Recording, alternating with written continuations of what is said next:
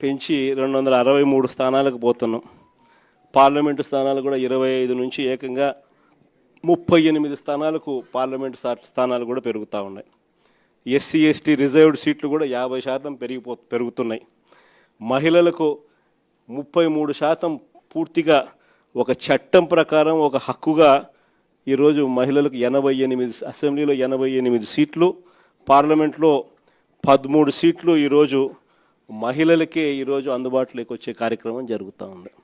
ఇది నిజంగా మహిళా అభ్యున్నతికి మనము ఆ టైంలో మన గవర్నమెంట్ ఉన్నప్పుడు మనం ఏకంగా చట్టం చేసి 50% రిజర్వేషన్లు మహిళలకు లోకల్ బాడీస్లోను, మహిళలకు నామినేటెడ్ పదవుల్లోనూ, మహిళలకు నామినేషన్ మీద ఇచ్చే కాంట్రాక్టుల్లోనూ, టెంపుల్ కమిటీస్లోనూ మహిళలకు ఏకంగా చట్టం చేసి 50% మనం రిజర్వేషన్లు కల్పించిన దానికి ఒక అడుగు ముందుకు వేస్తూ మహిళలకు 33% రిజర్వేషన్స్ ఇస్తూ ఏకంగా ఈరోజు 2020